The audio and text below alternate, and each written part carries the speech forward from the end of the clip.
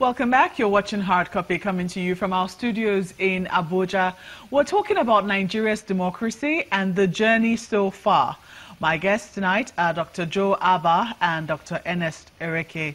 Now, just before we went to break, you were talking about stability and the fact that you have to have one or two handovers first before we can begin to talk about real stability in Nigeria. Some people will disagree with you. They believe that the example of one already sets in motion the fact that we have to have a second one or possibly a third peaceful one as much as possible. Do you agree with them? Well, we're not saying that the alternation has to stop at the second one.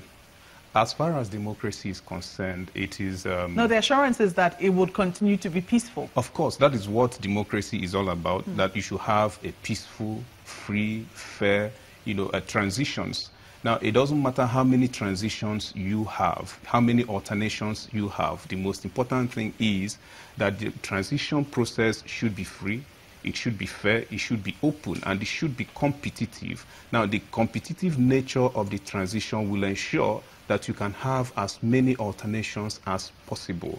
Now, but where you have a system where it is not competitive, where you have, as we had in Nigeria before 2015, we had a dominant party system where a particular political party dominated the scene for about 16 years.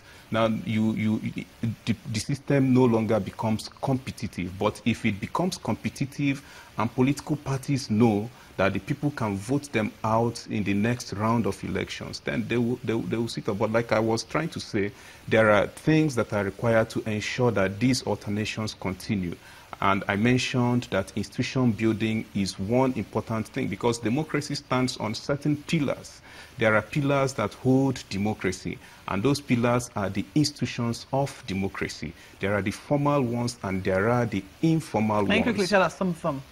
Well, if you mention some of them, we can mention political parties. We can mention the arms of government. We can also mention civil society and the rest. Now, if you look at these institutions in Nigeria, for instance, political parties, we cannot say, scientifically speaking, we cannot call anything in Nigeria a political party.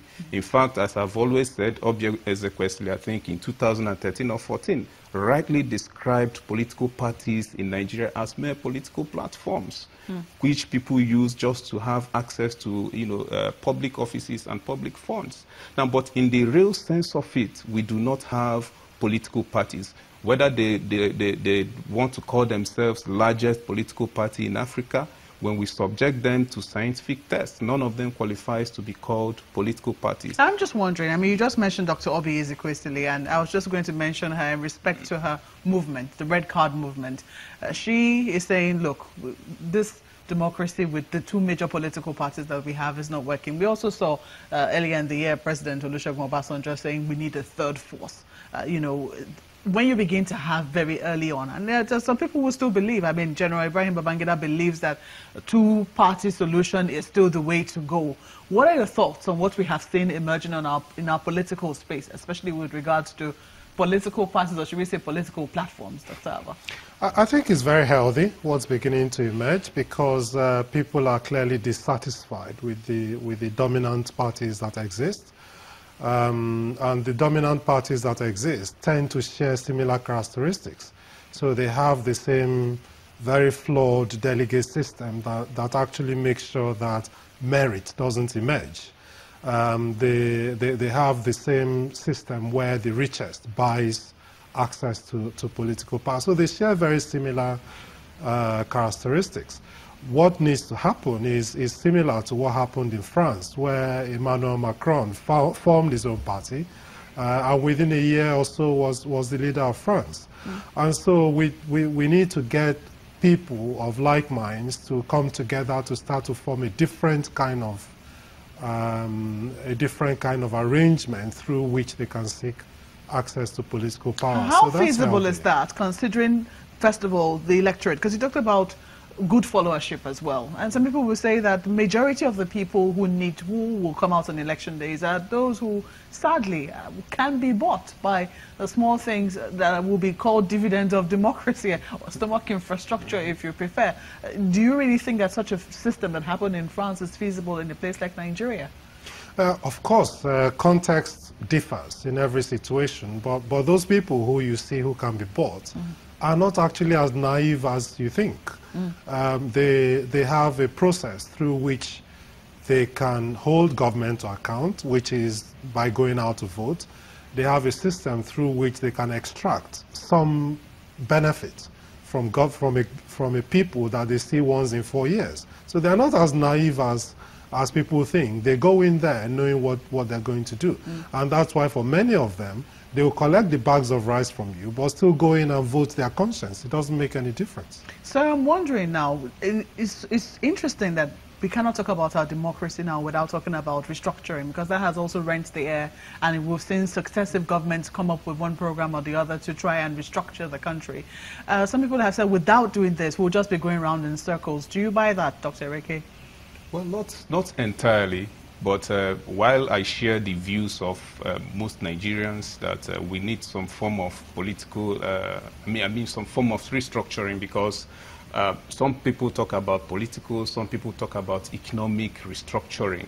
Now, but restructuring in itself cannot, solve the challenges and the problems we face in the country. Because when you restructure, for instance, if you say, let us politically restructure and have maybe more states in the country, you are still talking about the same set of political elites who will be leading the new or the restructured Nigeria. And so I believe that beyond the agitation for restructuring, Nigerians should, rather hold their leadership to more account and check. One of the challenges, the major challenge our democracy is having, is because Nigerians put in so much energy in asking for democracy. Eventually, when we edged the military out, we let down our guards. And so it is possible that the same thing will happen after you have restructured Nigeria, and then we believe that, now that we have restructured, we have achieved our aim, and we let down the guard again. What is required is a constant check on the leadership of the country. You don't agree with him? I don't agree, no. I think if we're going to go anywhere, we need to restructure. But again, like I always do, it's important to start with definitions, because 20 people will mention restructuring, and they will mean 20 different things. To some people, it's going back to a parliamentary system of government.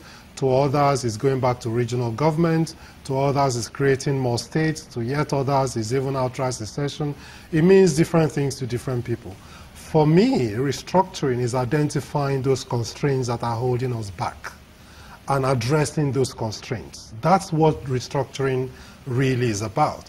Whether it's the fiscal federalism or is the balance of power between the legislature and the executive, or is the ability of the judiciary to deliver justice, or is the crazy land use acts that we have. Those are the key issues, because you cannot develop without land. You cannot develop without fairness and equity and equal opportunity for everyone. Those are the things we must tackle. Well, gentlemen, I've been told we are out of time totally, but I have to thank you most kindly for coming on Hard Copy tonight. Well, it's where we have to wrap up tonight. We hope to continue the conversation online. Do tweet at CTV Hard Copy or send a mail to hardcopy@channelstv.com. Thank you for watching tonight. I'm Maokwe Ogun Yusuf. Good night.